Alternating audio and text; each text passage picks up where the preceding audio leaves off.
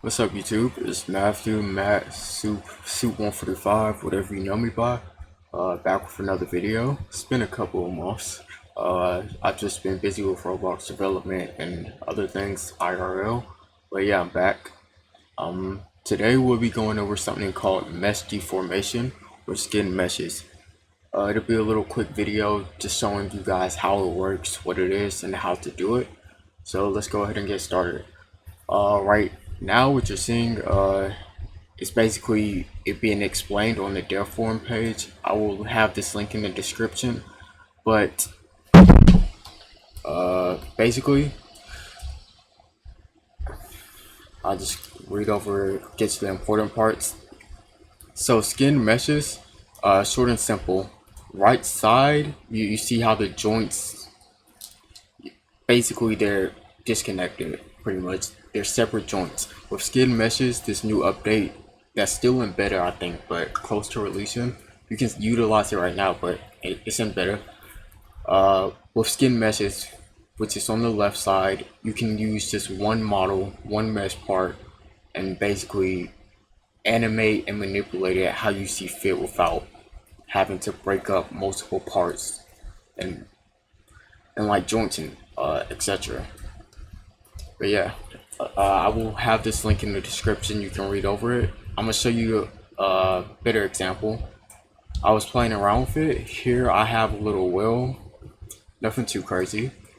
I use mesh deformation or skin meshes on this. Normally, to animate something like this, you will have to break up multiple parts of the body, as I said before. But with skin meshes, once I find the animation editor, there's a bone system. If I already did the animation, I'm gonna just play it to show you guys. Here we go, right here. It is basically seamless animation. Ignore the garbage animation. This is literally just like a fluidity test, but you see the difference. But yeah, short and simple, basically seamless animation possible with this without having to disconnect joints and etc. Alright, so let's go into how to do this. Alright, so you want to open up Blender. We're actually going to do this with a cube. Nothing too crazy, but it'll basically cover the basics. Have that cube spawned in. I'm going to make it somewhat rectangular, so I'm going to scale this up some. Alright, so pretty easy. All you need to do while in object mode, Shift A, you'll see something called armature, which is basically the bone system. You want to click that. Here you'll see the bone. If you go into wireframe mode, Shift Z, however you like to go there, you want to come over to the right side and you should see a little stick figure. You want to find viewport display, click that, and then highlight in front, just check it. Now you can see the bone through the mesh or the model.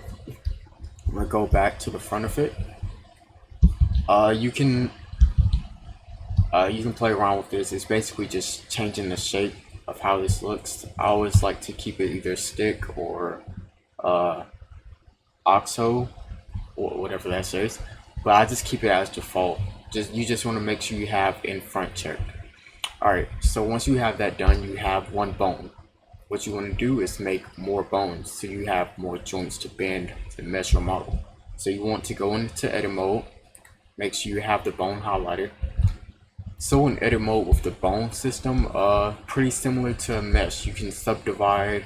If you right click, you can make, here you go, you can split up the bone.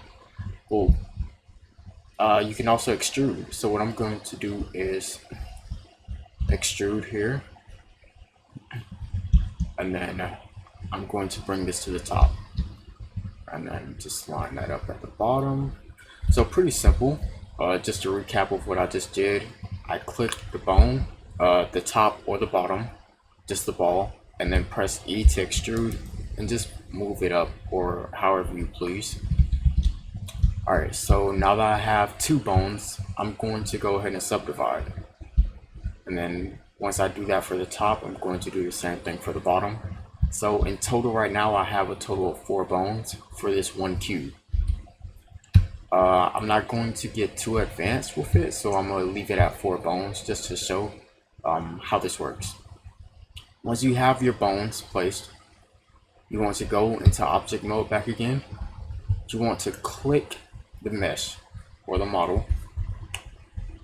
Once you have the mesh clicked, you want to hold shift and then click the bones. Alright, so now both of these should be highlighted with the bone being selected last. Once you have that done, you want to press Control P and then set parent to automatic weights with automatic weights. Alright, and then that's pretty much it. You want to select the bone. After you did the automatic weights, just select the bones, and then you can go into pose mode to see how it works.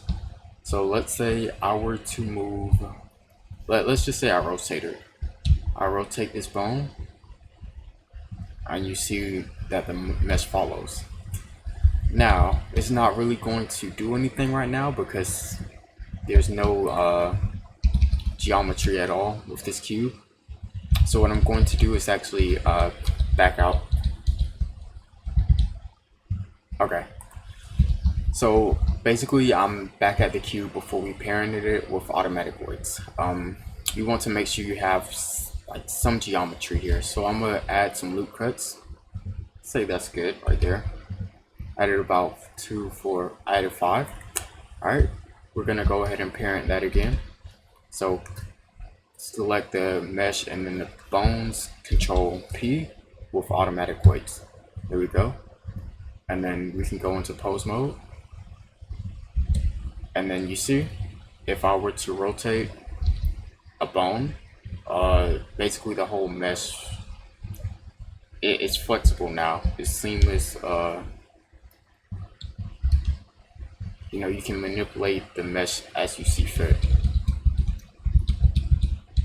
Alright, so I'm not gonna go too deep into this. Maybe I'll do another video with a like full model or a monster rig or something, but I'm going to go ahead and show you how to export this into Roblox. So what you want to do is select the cube and then the bone, Control A. I always like to do location, rotation, and scale. Go ahead into export, FBX. I'll save all of my things into one drive. And we're going to name this bone test. Selected objects, and then I'm going to put the scale to 0.01 so it doesn't spawn into the studio extremely large.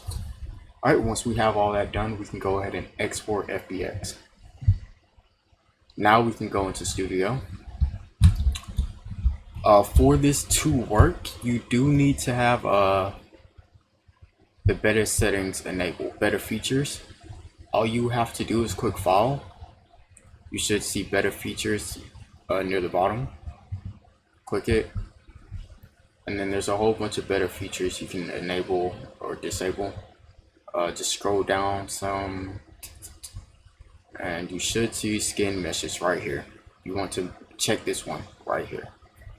Enables import display and animations of SkinnedMeshes. Once you have that checked, go ahead and save.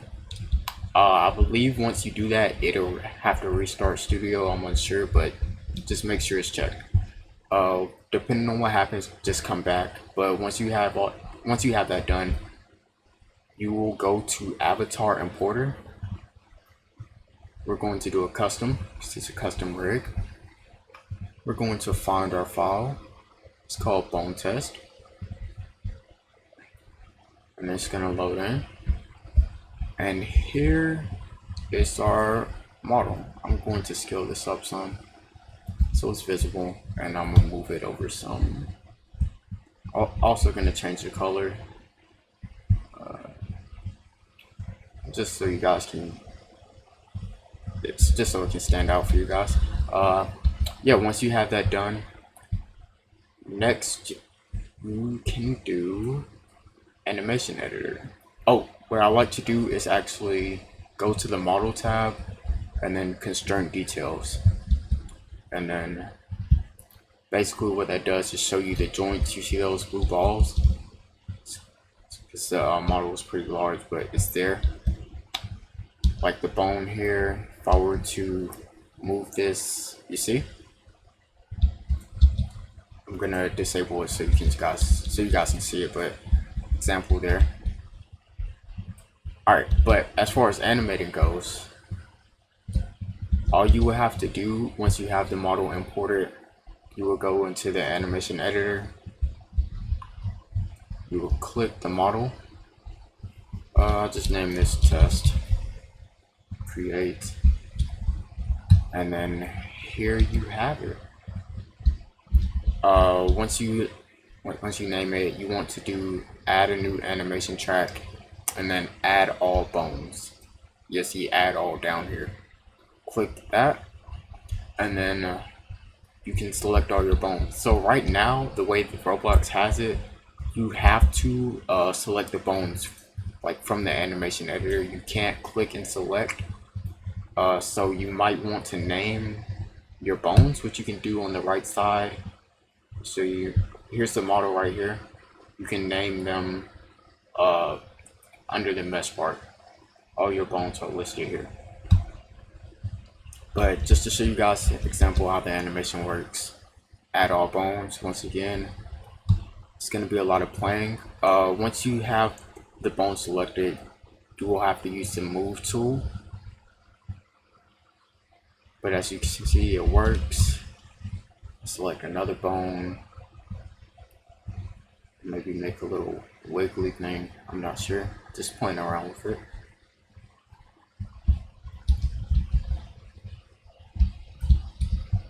Alright. Then I copy this.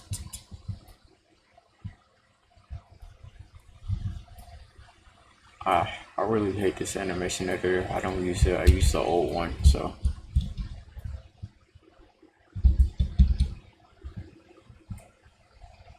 Nothing too crazy. Oh God.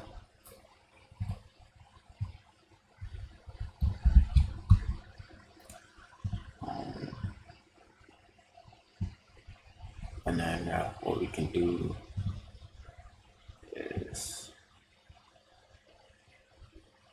copy this one again, and we'll just loop it for right now.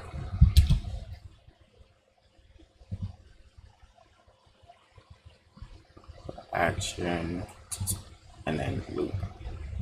All right. So here's our little animation. Nothing crazy, but it shows you. You can definitely see the difference. Without this skin meshes or mesh deformation, whatever you want to call it, you'd have to normally cut up the mesh part or model. But with this, you don't have to do that for seamless animation anymore. So pretty big feature. I'd suggest, getting some practice in and everything. Here's another example. Hold on. Oh God. Okay, so this model, it was already cut up actually. I did this literally like a day before they released this into beta, so I just glued it back together. But it's another example. It's nothing crazy at all, but you can definitely see the difference. Other than the lines, because I literally just joined the mesh parts together. But yeah. Super great feature. I'd suggest learning. I'll put the link to the Deform post in the description. And yeah, thank you guys for watching. If you have any questions, just tell me in the comment section. Like, subscribe, and share. And I'll see you guys later. Thank you for watching.